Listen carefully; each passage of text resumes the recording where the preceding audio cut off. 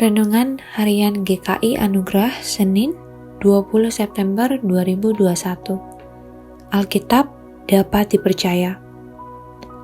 Mari kita berdoa. Tuhan, terima kasih atas sabda-Mu, perkataan-Mu yang dapat dipercaya dan disandari kebenarannya, karena memang berasal dari mulut-Mu sendiri, dari hembusan nafas-Mu. Amin. Landasan firman Tuhan hari ini diambil dari 2 Timotius 3 ayat 16, 2 Petrus 1 ayat 20-21. Ayat Mas hari ini, segala tulisan yang diilhamkan Allah memang bermanfaat untuk mengajar, untuk menyatakan kesalahan, untuk memperbaiki kelakuan, dan untuk mendidik orang dalam kebenaran. 2 Timotius 3 ayat 16. Terjemahan dalam bahasa Inggris versi ESV. All scripture is breathed out by God and profitable for teaching, for reproof, for correction, and for training in righteousness. Mengapa kita yakin bahwa Alkitab dapat dipercaya, dapat disandari kebenarannya? Seluruh isi Alkitab, baik Perjanjian Lama maupun Perjanjian Baru, adalah firman Allah yang tanpa salah pada naskah aslinya dan karenanya dapat dipercaya dan dapat disandari kebenarannya. Seluruh kitab suci dihembuskan oleh Allah, nafas yang keluar dari mulut Allah sendiri. Inilah terjemahan harfiah dari kata aslinya dalam bahasa Yunani theopneustos, yang terdiri dari dua kata.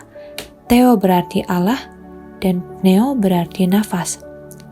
Sebagai perbandingan dengan kita demikian, saat kita berbicara, perkataan kita adalah nafas yang keluar dari mulut kita, ucapan bibir mulut kita, ekspresi pikiran kita. Nah, jika diterapkan pada Allah, begini, Alkitab adalah pikiran Allah yang terungkap dengan firman yang keluar dari mulut Allah berupa hembusan nafas Allah. Kemudian hari, versi Alkitab bahasa Inggris, KJV dan NIV menerjemahkan theopneustos menjadi inspired by God, diinspirasikan oleh Allah.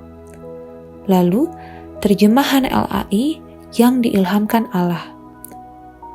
Yang ingin ditekankan dari terjemahan ini adalah bahwa sumber atau asal Alkitab benar-benar dari Allah sendiri.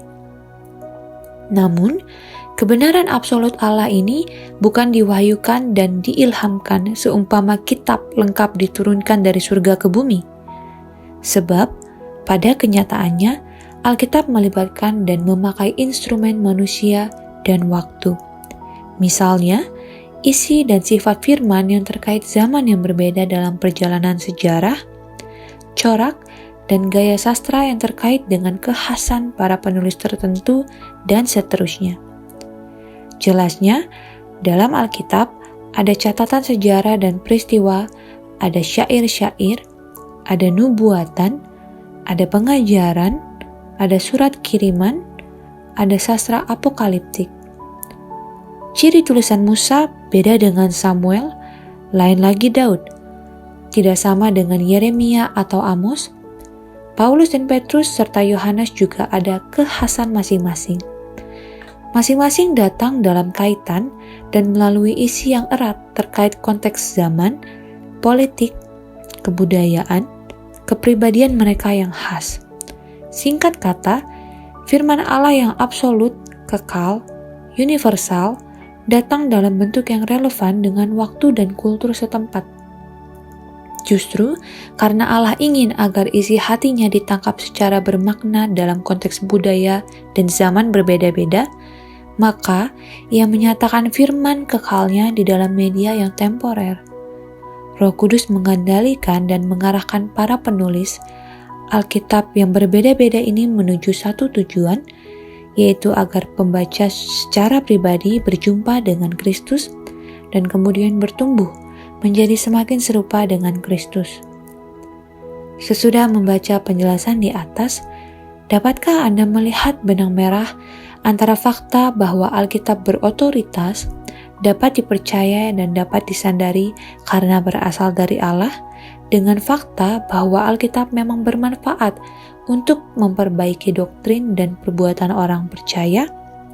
Perhatikan kata memang, terjemahan LAI yang dipakai untuk menerjemahkan kata Yunani kai, dan yang mana di dalam teks asli dalam bahasa Yunani bertugas menghubungkan kedua fakta tersebut. Beri kesaksian bagaimana Alkitab telah mengubah hidup Anda. Kuasa kitab suci terletak pada kewibawaannya dan manfaatnya.